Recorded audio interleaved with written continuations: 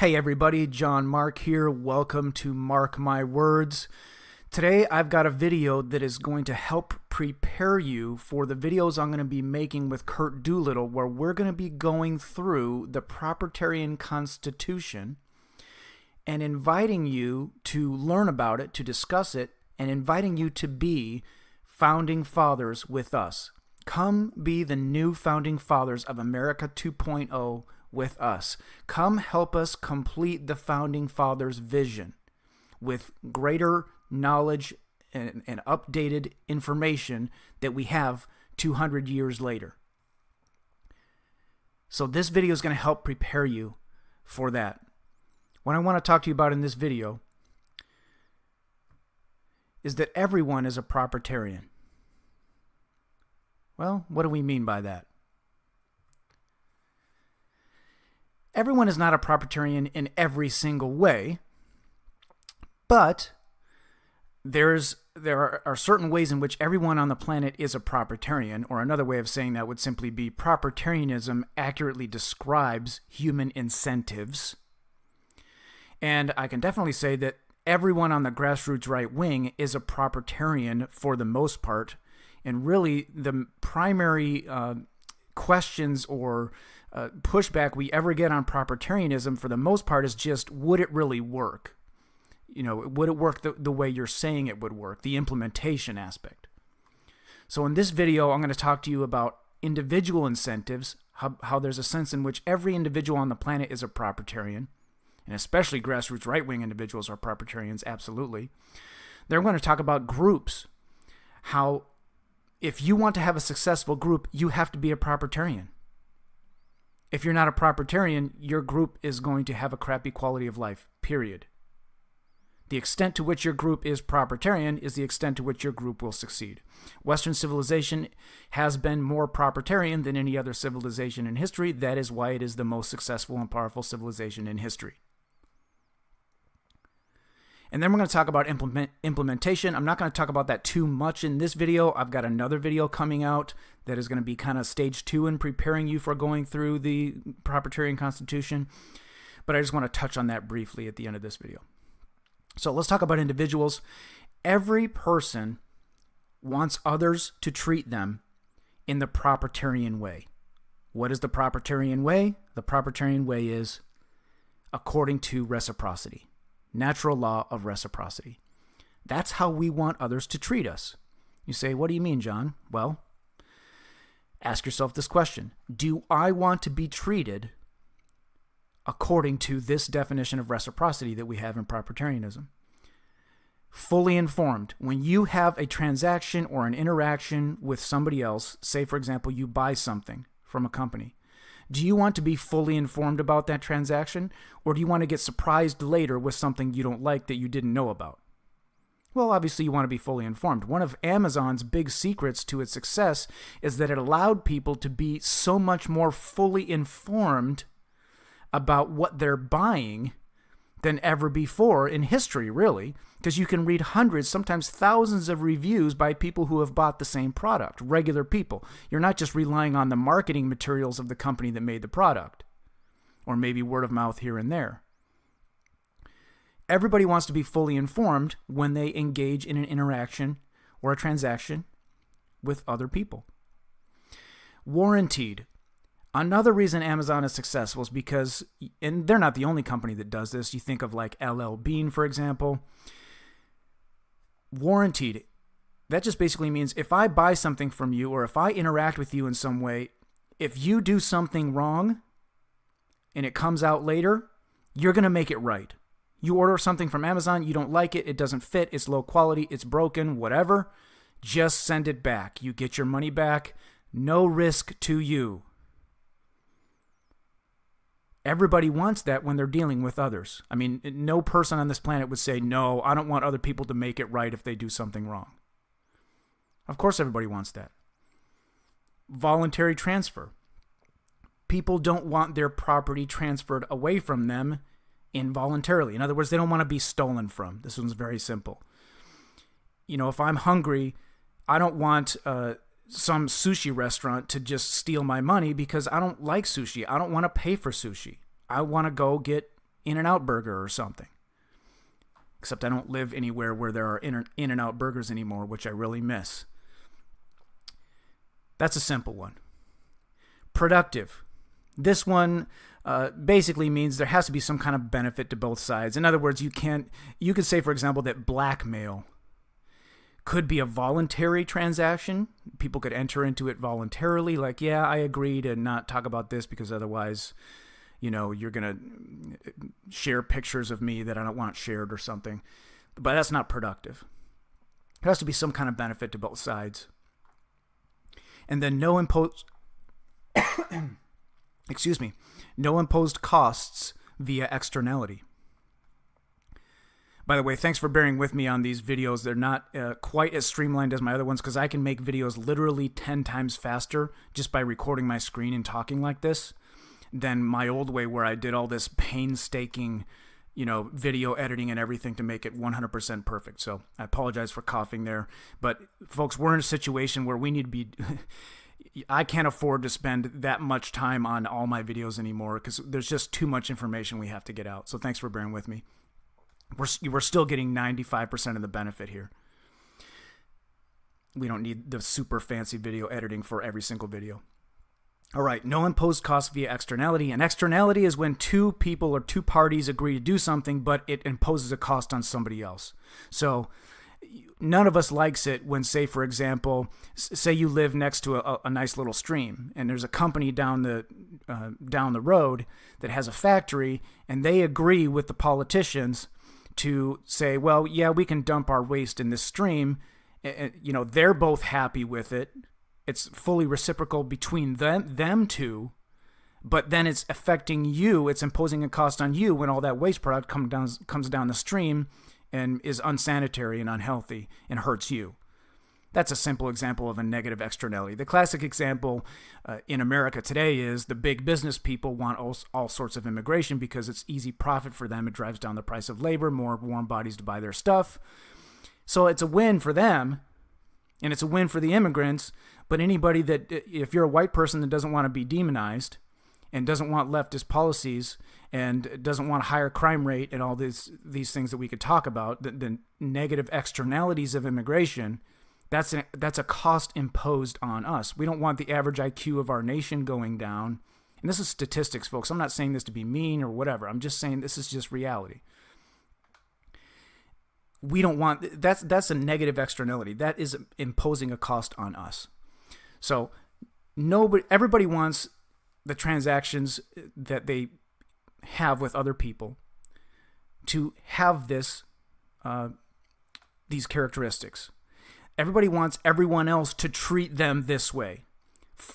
I want you to fully inform me about what's going on in this transaction. I want you to make it right if you mess it up. I don't want you to steal from me. If I'm going to give you my hard-earned money or some piece of my property, I want to do it voluntarily. I want it to be productive. I want there to be some benefit for me, right? No imposed costs via externality. I don't want two other people to make a deal and it has a negative effect, or I shouldn't say negative effect. Technically, I should say I don't want it to impose a cost on me or put at risk some form of my property. Now, is there anything that you would add to this definition or take away from this definition of reciprocity? I can't think of anything that I would add or take away from this definition of how I want to be treated. Now, a leftist might say, well, I want free stuff. Well, no, you're just a thief. That's why the definition of reciprocity does not include you get free stuff from other people just because you demand it. Obviously, that's not part of the definition of reciprocity. That's a violation of reciprocity. So, would you add or take anything away from this definition? Now, the reason I ask this question is because sometimes people say, well, how do I get into this propertarianism thing? How do I know if I'm a propertarian? How do I know if I understand it? Listen, this is the core of it right here. This is not all of it, but this is really the central core of it right here. This is how human beings want to be treated. If your rule of law can enforce this and make sure that transactions and interactions between people meet this definition, you will have peace and you will have prosperity. So if you look at this definition and say, yeah, I want to be treated this way, you're a propertarian. And guess what? Everybody on earth is a propertarian. by that definition. Now, one more thing about the individual part before we go to the group. As I said, leftists want others to treat them this way, but they also want to violate reciprocity when they can get away with it towards others. So they're hypocrites. They want others to treat them this way, but they don't want to treat others this way. They want to go to other people and demand that other people give them free stuff. And many times they lie and pretend that there's no cost being imposed by what they're doing. But they are imposing costs. Everything the left does imposes costs. And they either pretend that it doesn't impose a cost, or they openly admit that it imposes a cost, but they say you're a bad person if you don't want to give us this. So reciprocity is the right wing's one-word narrative, which is the answer to the left wing's one-word narrative of equality. When somebody says, do you want equality? You say, I want reciprocity. And many, many times, achieving equality requires violating reciprocity.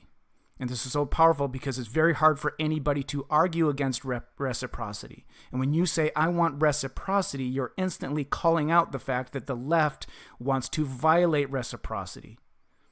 And they're actually just a bunch of thieves. And we could talk about the parasitic elites as well. It's not just the left. Not everything the elites do is parasitic, but many things they do is parasitic because they can get away with it. Now let's talk about groups. Oh, so my point there was every grassroots right-winger is a propertarian in the sense that they want others to treat them with reciprocity and they want to treat others with reciprocity. Grassroots right-wingers are not trying to steal anything from anybody. Left-wing instinct people and parasitic elite people who can get away with it want others to treat them with reciprocity, but they want to violate reciprocity when they can get away with it. This is why the grassroots right must rule. Because we're the only ones who can take our civilization forward. Because if you let reciprocity be violated, it always takes your civilization backwards into conflict and poverty. I'll show you this right here. The next question we have to ask about this is, will reciprocity help or hinder my group's success? Well, when people treat each other this way, it's called reducing corruption and reducing parasitism and reducing dysgenics. Dysgenics is when your low IQ people have more babies than your high IQ people. A welfare state is dysgenic because the type of people that end up being on welfare, not all of them, but on average, obviously, they're the lower IQ people, and the number one cardinal sin of a civilization is to lower your average IQ by allowing your lower IQ people to have artificially inflated birth rates by stealing money and resources from higher IQ people and thus artificially reducing their birth rates. It is criminal against our civilization to do that. I won't go into that here, but we have the science now, folks. Do we want those in our group to treat each other with reciprocity? Well, if you have any kind of a long-term vision at all, you absolutely want your group to treat each other with reciprocity. In other words, to have lower corruption. This is a map of the corruption levels in the various nations of the world, and it basically maps perfectly to the wealth level of the various nations of the world. One exception would be oil-rich nations. There are three maps, folks, that look exactly the same, almost exactly the same, except for oil-rich nations and some nations that are recovering from communism. If you look at three of these maps together, color-coded, they look basically exactly the same. One is this corruption map, the other is the average IQ map, and the other is the wealth map. In other words, you could take a metric like average income of the average person in the nation. And that explains the world to you, basically, those three maps. You cannot have a first world nation if your average IQ is too low. In other words, if you have too high of a percentage of your population has an IQ below, say, 90-ish, you cannot have a first world nation. It's impossible. There's a book by Dr. Garrett Jones called The Hive Mind that explains that. If your corruption level is too high, you cannot have a first world nation. It is impossible. So when it comes to reciprocity, in other words, low corruption, low parasitism, You absolutely want your group to have low corruption and to treat each other with reciprocity as much as possible, because that is how you will get rich, by having good rule of law. Good rule of law means your rule of law enforces reciprocity. Now, our Western rule of law has not said it in that language, but our Western rule of law has done that better than most places on the planet, which is why everybody wants to move here. Because basically what they're saying is, please let me live under decent rule of law around people with a decently high average IQ that have a low crime rate and are able to build decently non-corrupt institutions.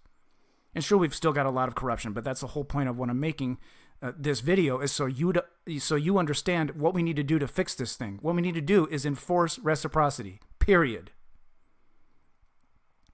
And of course, the demographics has a lot to do with that, because certain demographics don't want to live according to reciprocity towards others. They want everybody else to treat them with reciprocity, but they don't want to do that towards others. So the science says, if you have fewer violations of reciprocity, you'll have more success as a group. And the reverse is also true. If you have a lot of violations of reciprocity, in other words, a lot of corruption, you have group failure. Or your group is going to be less successful. There's a big book called Why Nations Fail. And the conclusion of the book is corruption is why nations fail. Now, they didn't mention the IQ aspect. That also plays into it. But the corruption is highly correlated with the average IQ of the nation.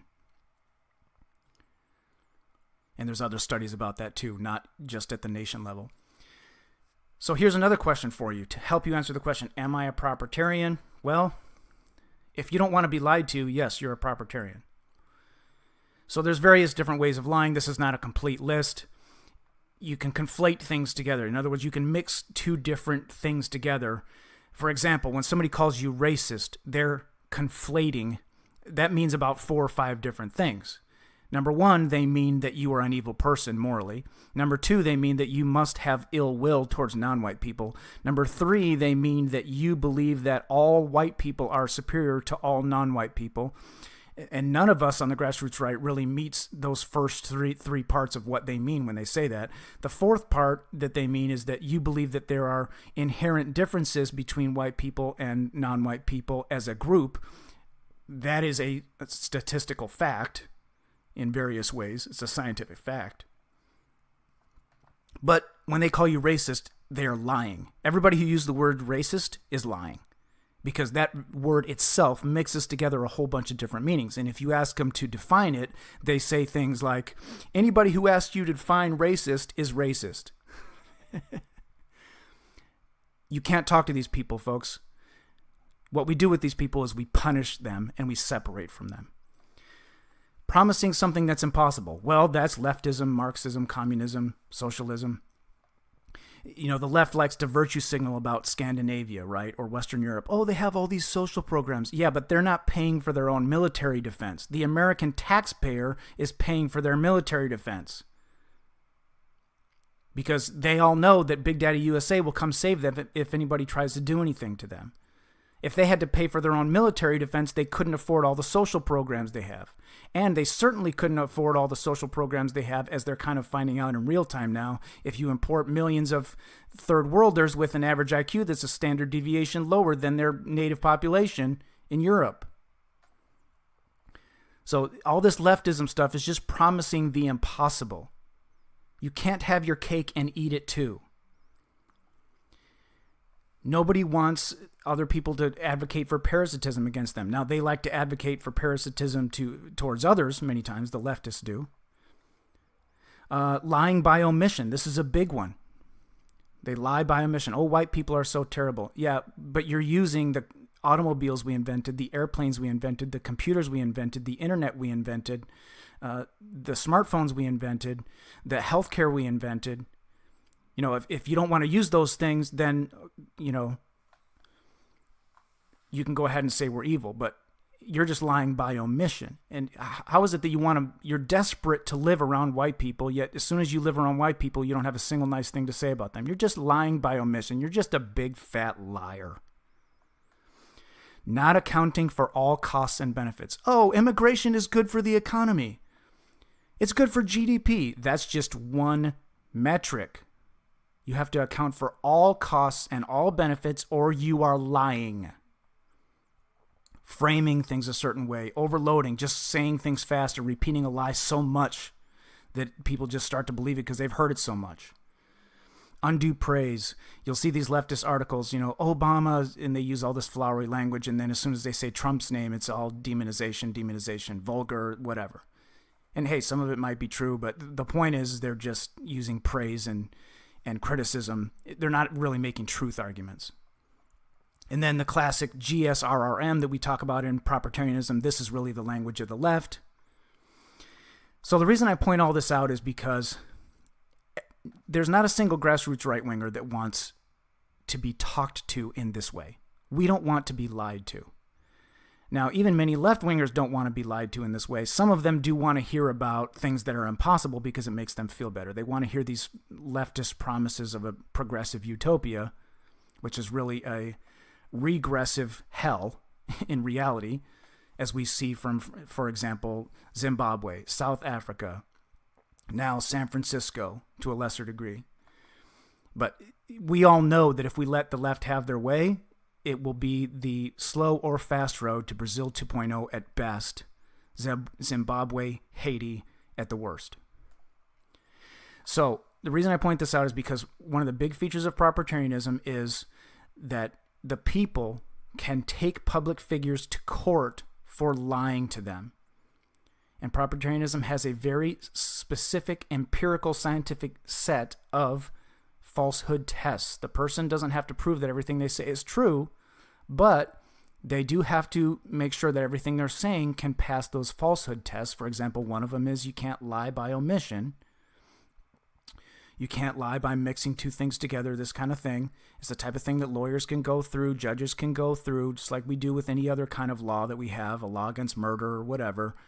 There's there's rules for all these laws. There's specifics on all these laws. And so you can take a person, a public figure who lies to the public, you can take them to court for lying for you. I mean, this has got to take the cake for possibly best idea ever in the history of the world. You say, well, I hate fake news. Well, you can complain about it all day long, but how do you fix it? The reason you hate them is because they're lying all the time. They're lying by omission. They make everything fit their narrative. They're just liars. Well, if you're not willing to punish them, then stop complaining, because you're going to live with them for the rest of your life, and so are our children and our grandchildren. If you don't want to punish them, stop complaining. Propertarianism teaches us how to punish them, not in a willy-nilly way, but in a scientific, empirical way.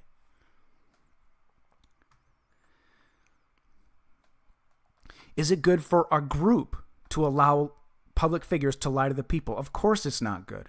Folks, Western civilization is the only civilization on earth that puts truth before face, that speaks the truth regardless of how it makes someone feel. There is no other culture on the planet that does that.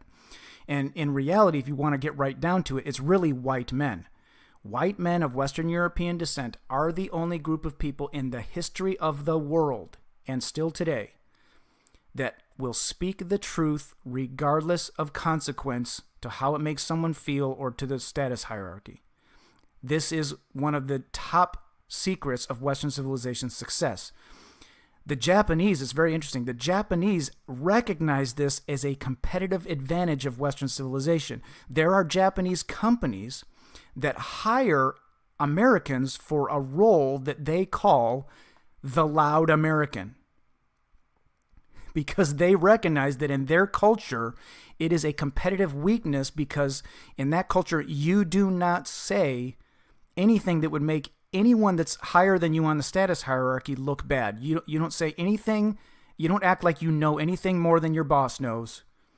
All of this. Another interesting way that this is played out is years ago, the airline industry figured out that there were an inordinate number of crashes with East Asian pilots over in East Asia because of this cultural artifact that they have, where the co-pilot would see something is wrong and he would not speak up, because in that culture you don't do that. You don't say anything that might make your superior look bad. So they didn't want to make the head pilot, the main pilot, look bad. So think about this, how powerful that cultural programming is. That they have hundreds of souls behind them in an airplane, and they will not speak up about a problem with the airplane because their cultural programming tells them you don't put truth before face. You put face before truth. White men of Western European descent are the only group of people ever in the history of the world that have put truth before face. That's why we're the ones who developed science, or really put it to use heavily. That's a huge competitive advantage for our group. So free speech is not our competitive advantage in Western civilization. Truthful speech is. The whole point of free speech is to give the opportunity for the truth to be heard. But when your civilization is filled with liars and people who put face before truth, who are flowing in by the millions from other cultures, and then you let women vote, and women tend to put face before truth too, and this is all data, by the way, I'm not just making this up. Your civilization that values truth doesn't have a chance by defending truth just through free speech. So you fix this thing with several layers of fixes. You don't give everybody the vote. You don't import millions of people from other cultures that put face before truth. And you punish public lying. Kurt Doolittle says that this, if we put this into our law, it will be a civilizational advance on the level of the discovery of the scientific method, because that's what it is. It's applying the scientific method to the social realm, not just the physical realm. The original scientific revolution applied it to the physical realm, and look what we got. Medical technology that doubled the lifespans of billions of people worldwide. Airplanes, automobiles. Amazing stuff. Indoor heating and air conditioning. What we're struggling with now is that the truth can't be heard in the social realm because all the people who don't want to hear the truth shout it down because it makes them feel bad. So you want to have that level of civilizational advancement. Again, apply the scientific method to the social realm and force public figures to speak the truth, or at least not speak falsehood, or be punished. What a great, great idea. So the science says that the West's unique truth over face culture has given us a level of success in science, prosperity, wealth, power that is unprecedented in history. No one else can match it because nobody else can do that. Nobody else has developed that culture. If you put face over truth, that's a limit to your group's success. So allowing public figures to lie, allowing yourself to be lied to, and people to be lied to, is a hindrance to group success. So, ask yourself the simple question, do I want to be treated in the propertarian way according to the natural law of reciprocity and not being lied to? Of course. Will enforcing reciprocity help my group's success? Will enforcing truth help my group's success? Absolutely. Will punishing public lying help my group's success? Absolutely. We will have a better quality of life than any group of people in the history of the world has ever experienced. That's what we can give to our children. That's what we can give to our grandchildren. That's what we can give to our descendants. It is possible. It's called propertarianism. Now, as I talked about, some people, the left and parasitic elites who can get away with it or think they can get away with it, want to violate reciprocity and lie for their own short-term gain. Those are parasites. And every time they do that, it imposes costs on others, and it actually does hurt the success of the larger group. They benefit in the short term personally, but the group will always suffer in the long term. Some people on the left want to hear lies. Well, all people on the left want to hear lies about humanity. Oh, everybody's equal. Talk about a load of hogwash. Is there any evidence whatsoever that groups of people are equal, like in any way? I mean, yeah, we all walk around, we all talk, we all use the bathroom, we all eat. But I'm talking about in our results. No. There's no evidence whatsoever, but that's what they want to hear because it makes them feel better. But telling these lies always imposes costs on our group and on other groups. It doesn't help these other groups to lie about how everybody's equal. It doesn't help sub-Saharan Africa to just say that they're equal to the Japanese. It doesn't help sub-Saharan Africa because if you say that, you can't actually fix the problem because you can't even identify the real problem. There are smart Africans. They have potential. They just have too high a percentage of their people have an IQ below 90. That's it. You say, man, that's kind of a rough, man, that doesn't really make me feel very good. Yeah, me neither. It's not like this gives me the warm fuzzy, but at least we're telling the truth. And if we tell the truth, we can actually help people. It doesn't help the black community to go around telling them that all their problems are white people's fault. The truth is, well, one part of the truth, I'll just mention one part of the truth. 2/3 to 3/4 of their kids are born out of wedlock and grow up without a father in the home. And we know statistically what that does to kids. But they don't want to hear that because it makes it sound like they're inferior, and they're very sensitive to that. And I understand that. But the problem is it's the truth, and it doesn't help them to lie to them. It imposes a cost on the rest of us, and it actually imposes a cost on them to lie to them. So the lesson here is the group that best enforces reciprocity and truth, in other words, punishes parasitism and punishes lying. Lying is always for the purpose of parasitism. So at the end of the day, you can just say the group that best enforces reciprocity, punishes parasitism, will be the strongest. The group that has the best rule of law will be the strongest. The best rule of law and the best demographics, and you can't really have good rule of law unless you have a sufficiently high average IQ in your group. That's the formula. And this is why no one can compete with the West. So even Japan has an extremely high trust society. Wonderful, wonderful. In so many ways. I have a friend that lives in Japan, in Tokyo. He says, you lose your wallet in Tokyo, if there's any identifying information in there, high percentage chance you'll have it returned to you. When I'm in the coffee shop and I go use the bathroom, I don't even ask anybody to watch my laptop. I just go. Very low crime, extremely high trust, but they don't have the extra ingredient of putting truth over face like Western civilization does. So this is why nobody has been able to compete with us, and they still can't. The solution is not for us to go downhill pretending like everybody's equal so we don't make anybody else feel bad.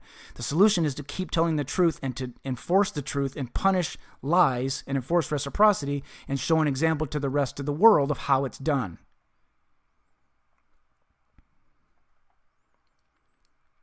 Because the rest of the world is not going to be helped by Western civilization dying either. That's what Ann Coulter said it the other day, too. She said, we keep letting these immigrants in. We're not going to be able to win any more elections. If America dies, the hope of the rest of the world dies, too.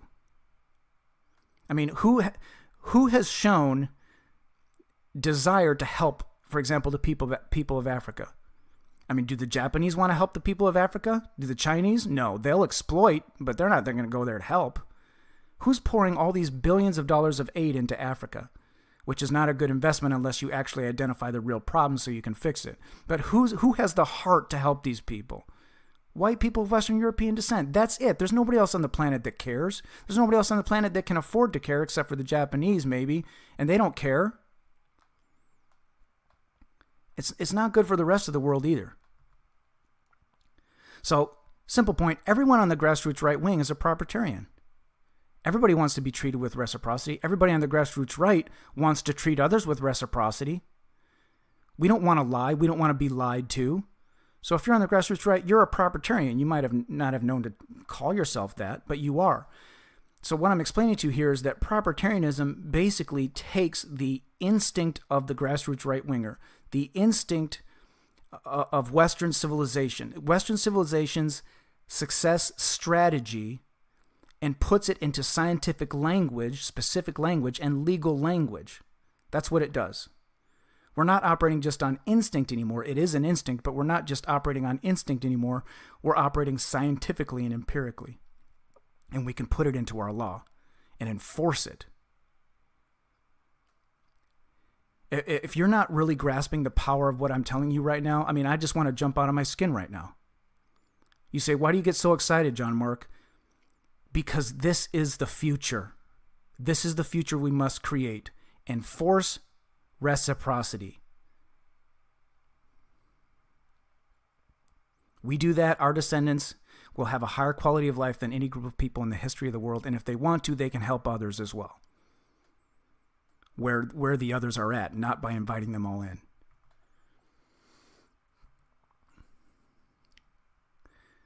The group that best enforces reciprocity and truth will be the strongest. This is the grassroots right wing's instinctive group strategy. This is Western civilization's instinctive group strategy expressed scientifically. This is what the founding fathers were trying to do, and they didn't quite know how to express it specifically enough, which enabled the left to exploit all these loopholes.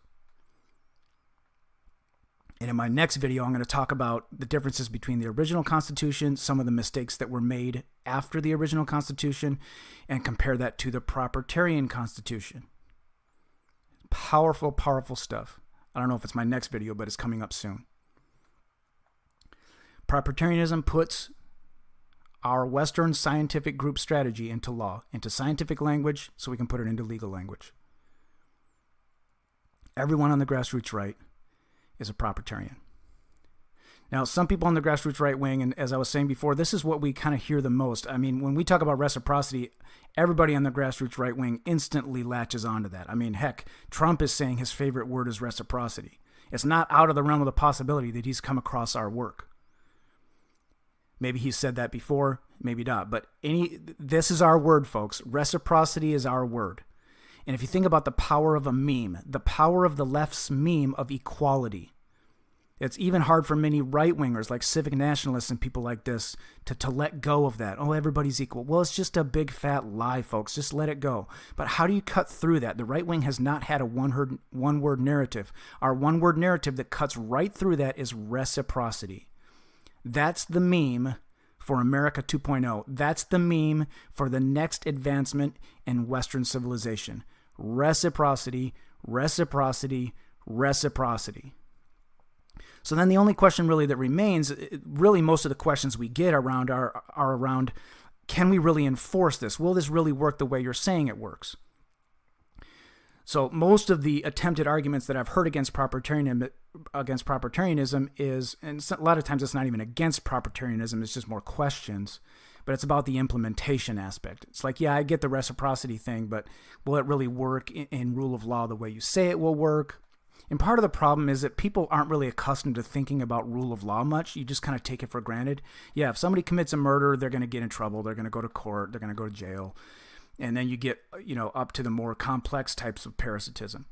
And that's a big problem in Western civilization, is a lot of our basic forms of parasitism have been mostly driven out, which we take for granted now. You don't take it for granted when you go to a third world country, but we take that for granted now in Western civilization, and a lot of our parasitism is this more like sophisticated parasitism at the top of society, uniting with the leftists who are driving this narrative of equality. So when we say we're going to enforce reciprocity, people say, well, how are you going to do it? We say, well, through rule of law, through the court system.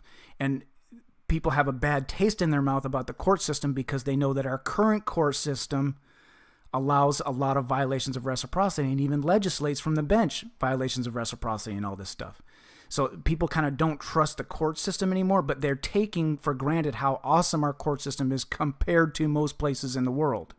So what we're advocating is doing the same thing Western civilization has done all along, which is rule of law, enforcing reciprocity in various areas, and we haven't called it that, but that's what we've been doing. We're just saying, let's take it to the next level, and this is how we do it. These are the definitions we use.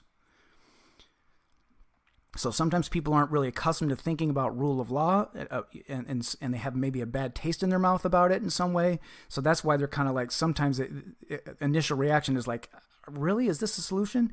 Yes. Rule of law is the solution. Rule of law is what got us here, folks. So some of the arguments we hear, I'll just throw these out here. Propertarianism is a cult. It's ridiculous. Folks, I'm obviously kind of the major voice right now out here in propertarianism, popularizing it and all this stuff. Folks, Kurt Doolittle has not once told me what to do. He's not once even hardly made a suggestion. I think the only suggestion I can remember is he said, hey, John, would you maybe be willing to do some videos over the winter where we go through the Propertarian Constitution? I'm like, that's a fantastic idea. But even then, he wasn't like controlling me. He's just not like that. Sometimes people get that idea because we just attack. We do science, which is attacking.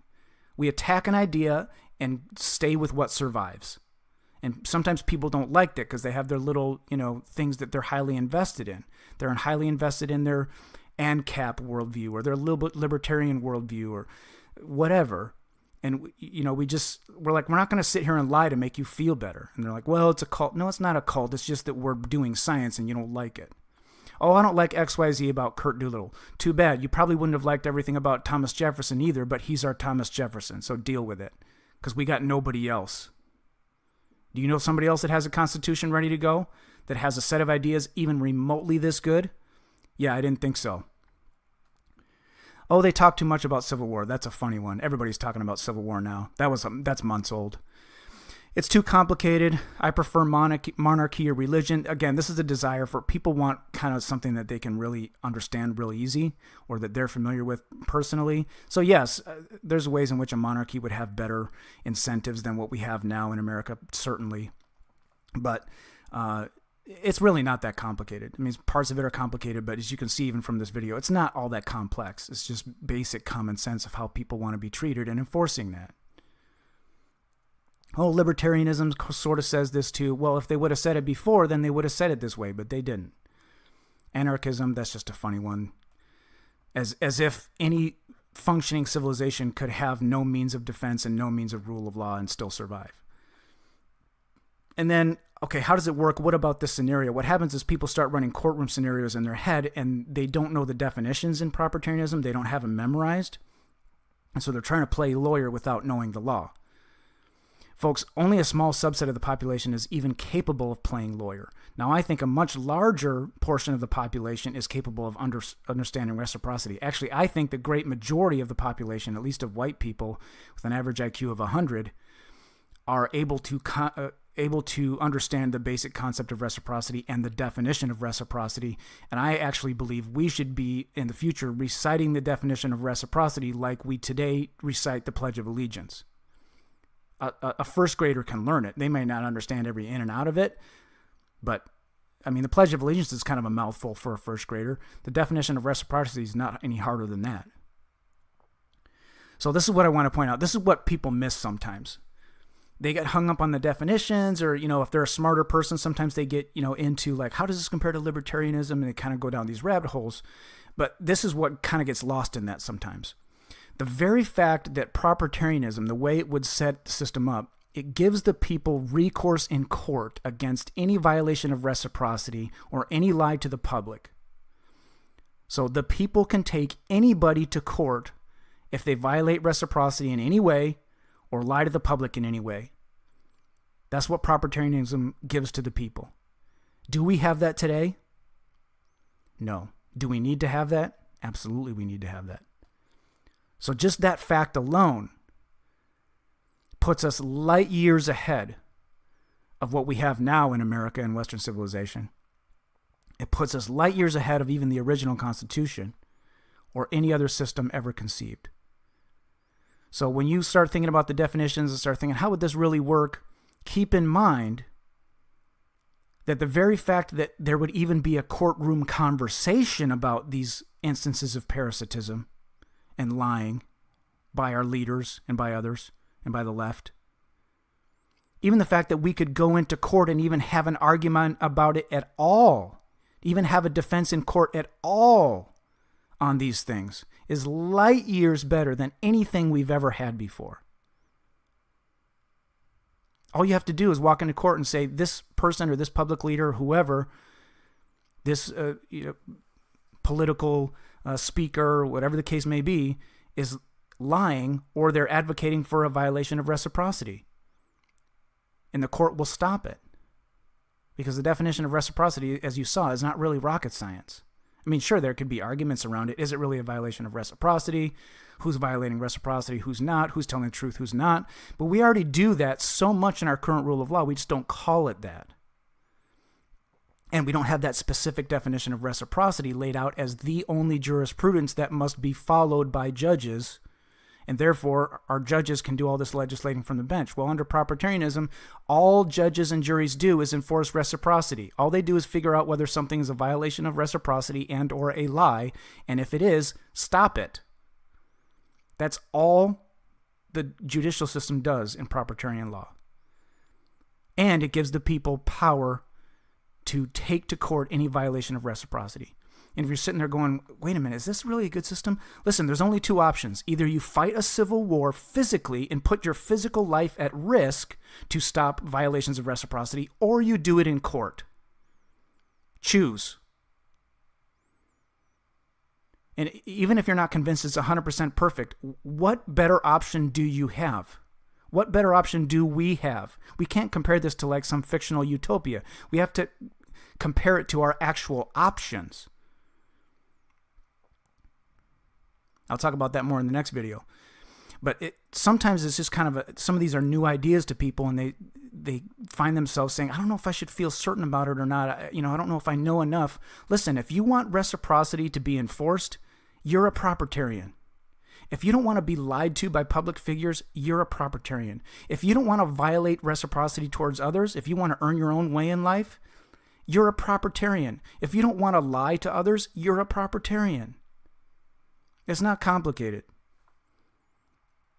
And sure, there are parts of it that can get complicated when you get into the, ferreting out lies and the different grammars, as Curt Doolittle calls them. There's parts of it that are more complicated, but the basics of it is not that complicated. That's why I tell Curt, I'm like, Curt, I can explain this to where the average person can understand this. It is not rocket science, the basics of it.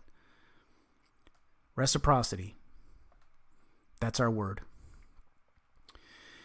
In my next video, or one of my upcoming videos, I'm going to talk about, the video is going to be called The Number One Job of Government, and I'm going to talk about a little bit more about how it would work. I'm going to compare the original U.S. Constitution, some of the mistakes that were in that, imperfections, doors left open to our enemies, and the good parts, obviously.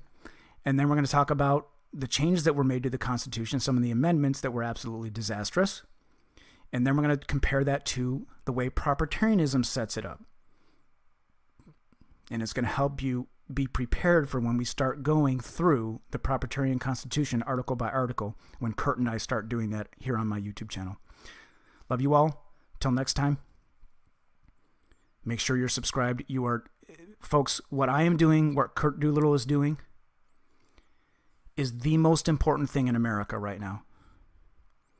And I'm not saying that out of arrogance. It's really not me. I'm just promoting it and doing everything I can to push it because I believe it is the answer. All we have to do as grassroots right-wingers is organize ourselves to enforce reciprocity. That's it. We just have to get free of the left, free of our enemies, put rule of law in place that enforces reciprocity better than we ever have before, make some of these simple changes, and our descendants can have a better quality of life than any group of people in the history of the world. There is nothing more important happening on the grassroots right wing in America today and in the West today than you learning the basics of propertarianism, a lot of which I just explained to you, and wrapping your head around the Propertarian Constitution and the solutions that we're bringing forth for America.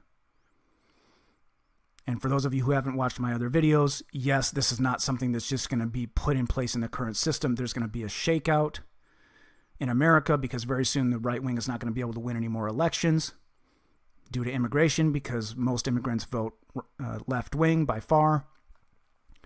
So there's going to be a shakeout. We have to have something better to put in place. This is what we need to put in place. This fixes the problems, as far as I can tell, as well as you could humanly hope to ever fix the problems. And of course, it always requires vigilance in the future as well. It's not like set it and forget it. You set it, and yeah, you want it to be set it and forget it as much as possible, but you set it and then you remain eternally vigilant, and the Propertarian Constitution helps set that up as well. There's nothing more important going on right now than this. Spread it everywhere. Spread it to all your friends. And I really appreciate all of you who have been doing that, all of you who write and encourage me, who find me on Facebook or Twitter and encourage me and say, I'm sharing this to my friends. You are You know, I have a gift. I'm pretty good at teaching, communicating. Others of you are good at that too. Some of you are better at it than I am, especially when it comes to some of the more complicated stuff. But everybody's doing their part. Every single one of us is doing our part. You are doing your part. I'm doing my part. And together we're going to do this thing. Love you all. Till next time.